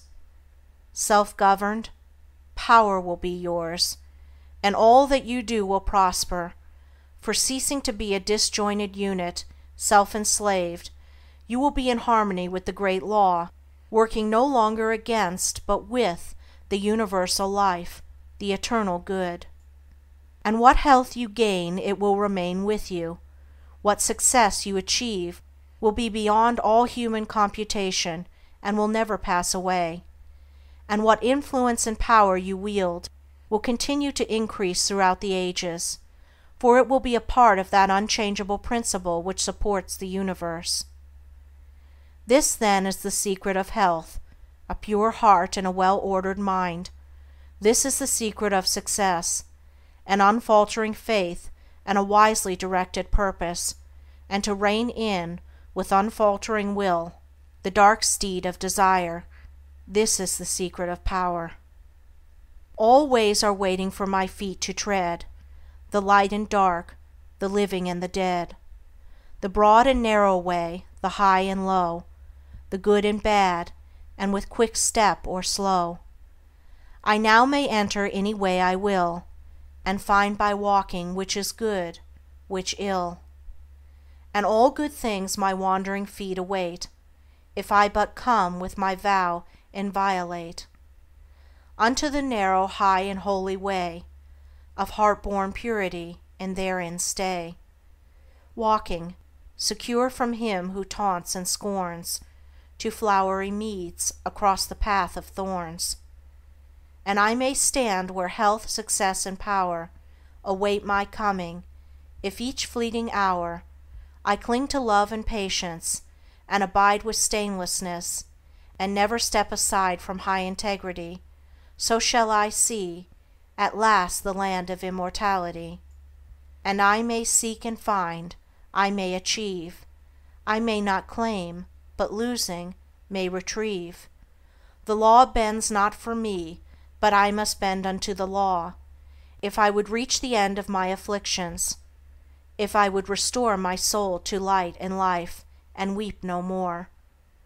Not mine the arrogant and selfish claim to all good things, be mine the lowly aim, to seek and find, to know and comprehend, and wisdom ward all holy footsteps wend. Nothing is mine to claim or to command, but all is mine to know and understand. Chapter 6. The Secret of Abounding Happiness. Great is the thirst for happiness, and equally great is the lack of happiness. The majority of the poor long for riches, believing that their possession would bring them supreme and lasting happiness. Many who are rich, having gratified every desire and whim, suffer from ennui and repletion, and are farther from the possession of happiness even than the very poor.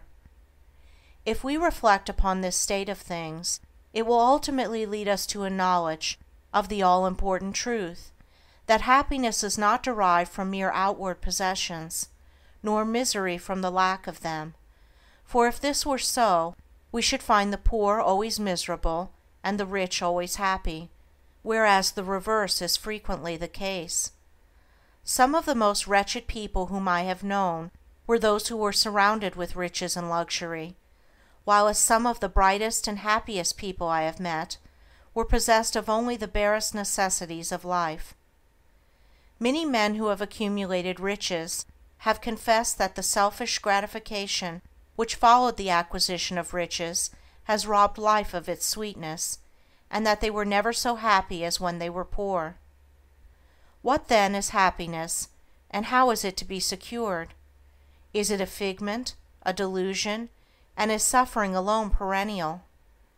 We shall find, after earnest observation and reflection, that all, except those who have entered the way of wisdom, believe that happiness is only to be obtained by the gratification of desire.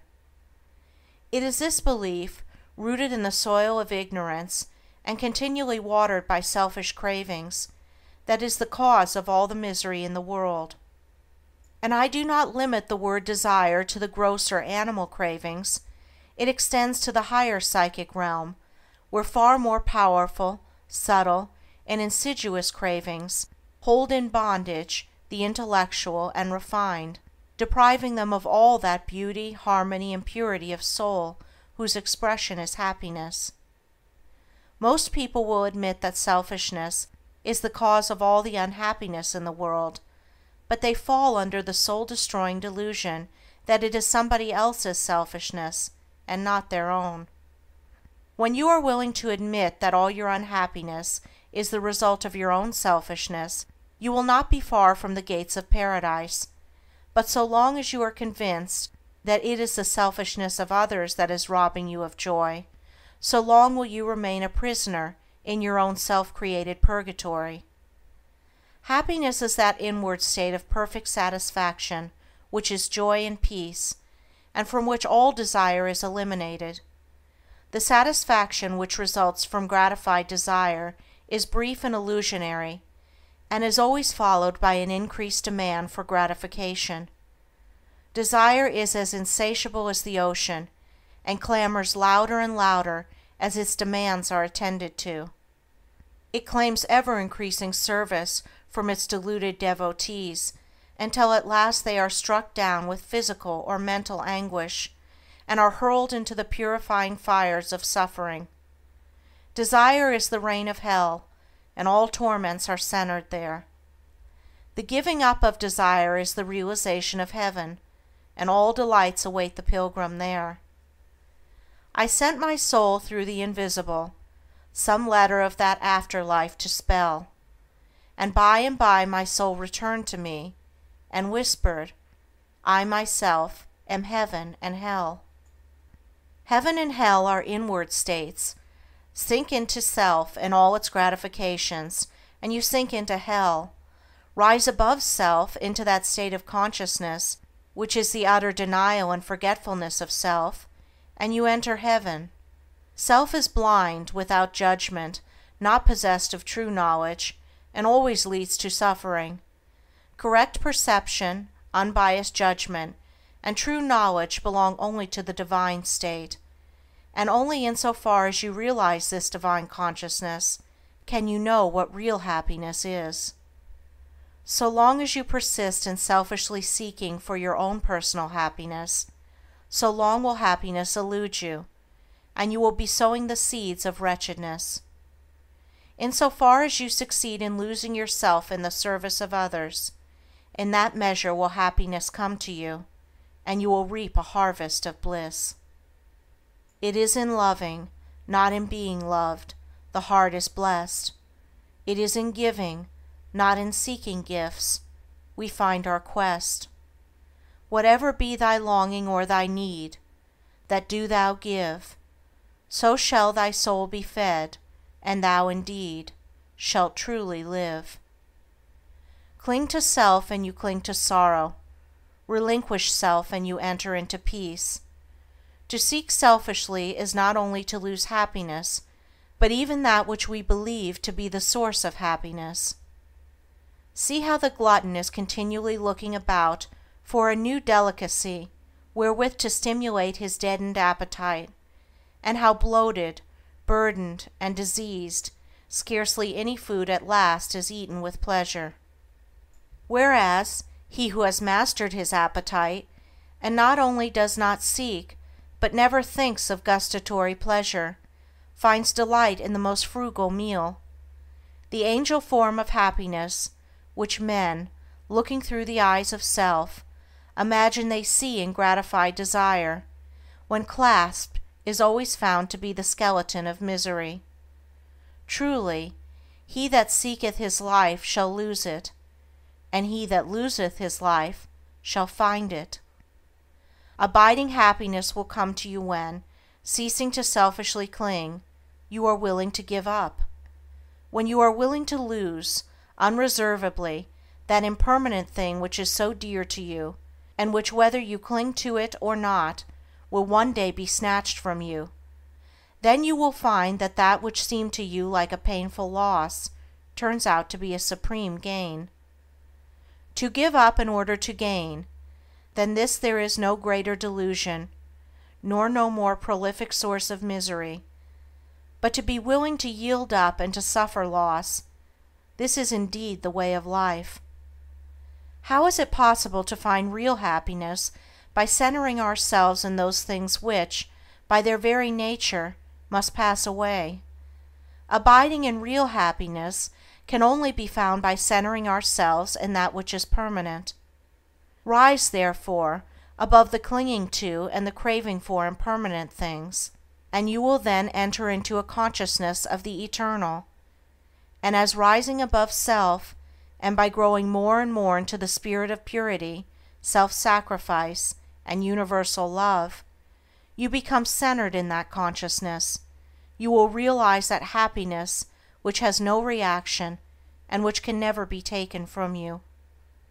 The heart that has reached utter self-forgetfulness in its love for others has not only become possessed of the highest happiness, but has entered into immortality, for it has realized the divine. Look back upon your life, and you will find that the moments of supremest happiness were those in which you uttered some word or performed some act of compassion or self-denying love. Spiritually, happiness and harmony are synonymous. Harmony is one phase of the great law whose spiritual expression is love. All selfishness is discord, and to be selfish is to be out of harmony with the divine order. As we realize that all-embracing love, which is the negation of self, we put ourselves in harmony with the divine music, the universal song, and that ineffable melody, which is true happiness, becomes our own. Men and women are rushing hither and thither in the blind search for happiness, and cannot find it, nor ever will, until they recognize that happiness is already within them and round about them, filling the universe, and that they, in their selfish searching, are shutting themselves out from it. I followed happiness to make her mine, past towering oak and swinging ivy vine. She fled, I chased, o'er slanting hill and dale, o'er fields and meadows, in the purpling vale. Pursuing rapidly, o'er dashing stream, I scaled the dizzy cliffs where eagles scream. I traversed swiftly every land and but always happiness eluded me. Exhausted, fainting, I pursued no more, but sank to rest upon a barren shore. One came and asked for food, and one for alms. I placed the bread and gold in bony palms. One came for sympathy, and one for rest. I shared with every needy one my best. When lo, sweet happiness, with form divine, stood by me, whispering softly, I am thine. These beautiful lines of Burleigh's express the secret of all abounding happiness. Sacrifice the personal and transient, and you rise at once into the impersonal and permanent. Give up that narrow, cramped self that seeks to render all things subservient to its own petty interests, and you will enter into the company of the angels, into the very heart and essence of universal love. Forget yourself entirely in the sorrows of others and in ministering to others, and divine happiness will emancipate you from all sorrow and suffering. Take the first step with a good thought, the second with a good word, the third with a good deed. I entered paradise. And you may also enter into paradise by pursuing the same course. It is not beyond, it is here. It is realized only by the unselfish. It is known in its fullness only to the pure in heart.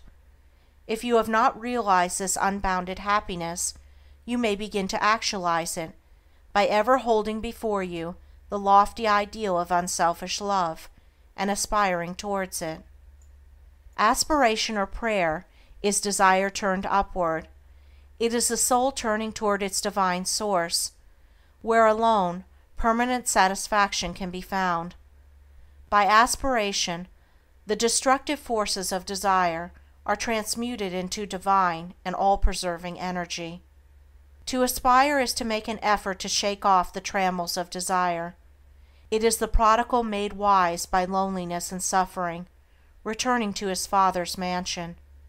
As you rise above the sordid self, as you break, one after another, the chains that bind you, you will realize the joy of giving, as distinguished from the misery of grasping, giving of your substance, giving of your intellect, giving of the love and light that is growing within you.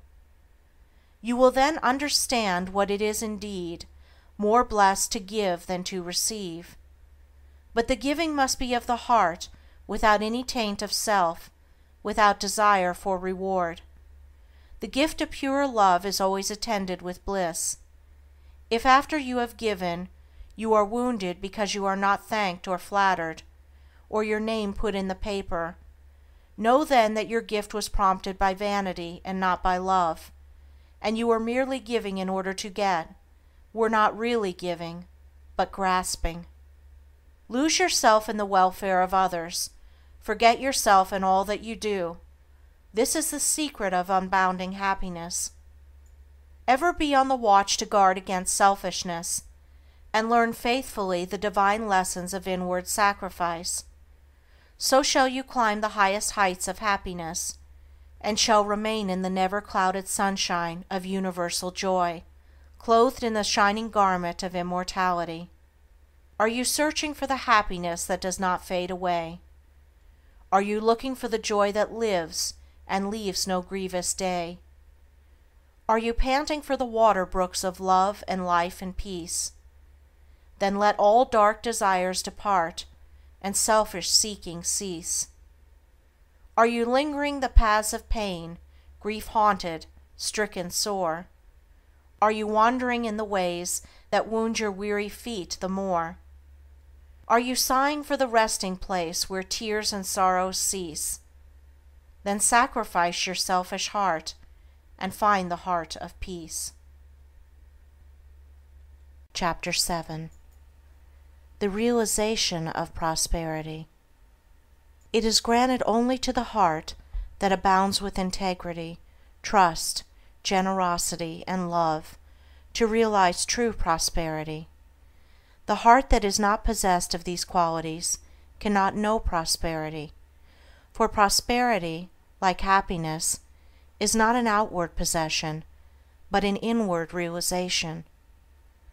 The greedy man may become a millionaire, but he will always be wretched and mean and poor, and will even consider himself outwardly poor, so long as there is a man in the world who is richer than himself, whilst the upright, the open-handed and loving, will realize a full and rich prosperity, even though their outward possessions may be small. He is poor who is dissatisfied. He is rich who is contented with what he has, and he is richer who is generous with what he has. When we contemplate the fact that the universe is abounding in all good things, material as well as spiritual, and compare it with man's blind eagerness to secure a few gold coins or a few acres of dirt, it is then that we realize how dark and ignorant selfishness is. It is then that we know that self-seeking is self-destruction. Nature gives all without reservation, and loses nothing. Man, grasping all, loses everything. If you would realize true prosperity, do not settle down, as many have done, into the belief that if you do right, everything will go wrong. Do not allow the word competition to shake your faith in the supremacy of righteousness. I care not what men may say about the laws of competition, for do I not know the unchangeable law, which shall one day put them all to rout, and which puts them to rout even now, in the heart and life of the righteous man? And knowing this law, I can contemplate all dishonesty with undisturbed repose, for I know where certain destruction awaits it. Under all circumstances, do that which you believe to be right, and trust the law, trust the divine power that is immanent in the universe, and it will never desert you, and you will always be protected. By such a trust all your losses will be converted into gains, and all curses which threaten will be transmuted into blessings. Never let go of integrity, generosity, and love, for these, coupled with energy, will lift you into the truly prosperous state. Do not believe the world when it tells you that you must attend to number one first, and to others afterwards. To do this is not to think of others at all, but only of one's own comforts. To those who practice this, the day will come when they will be deserted by all, and when they cry out in their loneliness and anguish, there will be no one to hear and help them. To consider oneself before all others is to cramp and warp and hinder every noble and divine impulse. Let your soul expand. Let your heart reach out to others in loving and generous warmth, and great and lasting will be your joy, and all prosperity will come to you. Those who have wandered from the highway of righteousness guard themselves against competition. Those who always pursue the right need not to trouble about such defense. This is no empty statement. There are men today who, by the power of integrity and faith, have defied all competition, and who, without swerving in the least from their methods, when competed with, have risen steadily into prosperity, whilst those who tried to undermine them have fallen back defeated. To possess those inward qualities which constitute goodness is to be armored against all the powers of evil, and to be doubly protected in every time of trial, and to build oneself up in those qualities is to build up a success which cannot be shaken, and to enter into a prosperity which will endure forever. The white robe of the heart invisible is stained with sin and sorrow, grief and pain, and all repentant pools and springs of prayer shall not avail to wash it white again. While in the path of ignorance I walk, the stains of error will not cease to cling. Defilements mark the crooked path of self, where anguish lurks and disappointments sting. Knowledge and wisdom only can avail to purify and make my garment clean, for therein lie love's waters, therein rests peace undisturbed, eternal, and serene. Sin and repentance is the path of pain. Knowledge and wisdom is the path of peace. By the near way of practice I will find where bliss begins, how pains and sorrows cease. Self shall depart, and truth shall take its place. The changeless one, the indivisible, shall take up his abode in me, and cleanse the white robe of the heart invisible. End of The Path of Prosperity by James Allen. Recording by Andrea Fiore. Hi, this is SuperUtils with some afterbirds. I'm here just to ask, if you enjoyed this audiobook, then please do click on the like button down below and subscribe to my channel. Thank you for your time and take care.